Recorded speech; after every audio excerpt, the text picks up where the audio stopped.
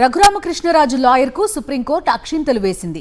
YS Jagan కేసుల విచారణ వేరే రాష్ట్రానికి బదిలీ చేయలేమని కుండబద్దలు కొట్టినట్టు చెప్పేసింది. ఈ కేసుతో మీకు సంబంధం ఏంటని రఘురామ లాయర్ను ప్రశ్నించింది supreme court. Justice BV Nagaratna, justice Satish చంద్ర శర్మ ధర్మాసనం పిటిషన్ను విచారణ జరిపింది.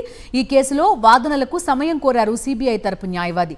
తదుపరి విచారణ వచ్చే సోమవారానికి వాయిదా వేసింది సుప్రీంకోర్టు. పూర్తి డీటెయిల్స్ అందిస్తారు మా కరెస్పాండెంట్ వెంకటేష్. లైవ్ లో సిద్ధంగా ఉన్నారు. వెంకటేష్, చెప్పండి. వైఎస్ జగన్ కేసుల విచారణ వేరే రాష్ట్రానికి బదిలీ చేయాలని రఘురామకృష్ణరాజు దాఖలు చేసిన పిటిషన్ పైన ఈరోజు సుప్రీంకోర్టు విచారణ జరిపింది. ఈ కేసులో ఈరోజు రఘురామకృష్ణరాజుకు చుక్కెదురైంది.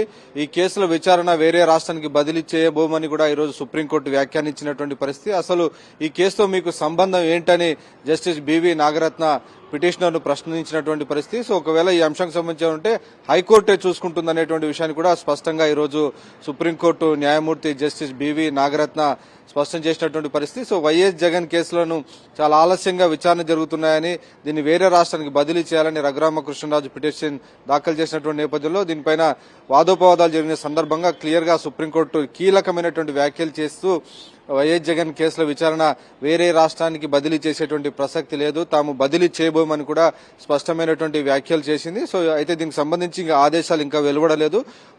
ఈ కేసులో సిబిఐ కూడా తాము వాదనలు వినిపిస్తామని ఈరోజు సుప్రీంకోర్టు ముందు చెప్పింది. సో సిబిఐ తరపున సీనియర్ న్యాయవాది అందుబాటులో లేకపోవడంతో ఈ కేసు విచారణను వచ్చే సోమవారానికి వాయిదా వేస్తూ నిర్ణయం తీసుకుంది. ఈరోజు వైఎస్ జగన్ తరపున సీనియర్ అడ్వకేట్ ముకుల్ రోహ్తగి కూడా హాజరై తమ వాదనలు వినిపించారు.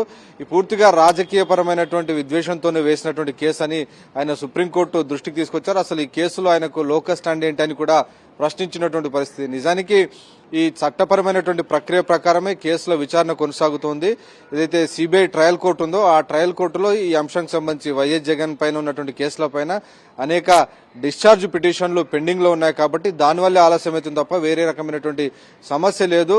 సో ఇదంతా కూడా చట్టబద్ధంగా ఉన్నటువంటి ప్రత్యామ్నాయ మార్గాలను వాటికి సంబంధించి చట్టపరమైనటువంటి ప్రక్రియ ప్రకారమే జరుగుతున్నటువంటి విషయాన్ని ముకుల్ రోహ్తగి సుప్రీంకోర్టు దృష్టికి తీసుకొచ్చారు. సో ఈ అంశంపైన ఇదివరకే గతంలోనే వీటన్నిటిని పర్యవేక్షించే బాధ్యత హైకోర్టుకు అప్పగించారని, హైకోర్టు దాన్ని మానిటరింగ్ చేస్తున్నటువంటి విషయాన్ని కూడా సుప్రీంకోర్టు దృష్టికి తీసుకొచ్చారు. సో ఆ నేపథ్యంలో ఈ కేసును పెండింగ్ లో పెట్టాల్సినటువంటి అవసరం లేదు, దాన్ని డిస్పోజ్ చేయాలని కూడా ఈరోజు ముకుల్ రోహ్తగి తమ వాదనలు వినిపించారు. అయితే అదే సమయంలో సిబిఐ తరపు న్యాయవాది జోక్యం చేసుకుంటూ ఈ కేసులో తాము వచ్చే వారం వాదనలు వినిపిస్తామని చెప్పడంతో ఈరోజు సుప్రీంకోర్టు కేసును వాయిదా వేస్తూ నిర్ణయం తీసుకుంది. కానీ ఈ రోజు జరిగినటువంటి వాదనల మొత్తంలో కూడా సుప్రీంకోర్టు పదే విషయాన్ని స్పష్టం చేసింది.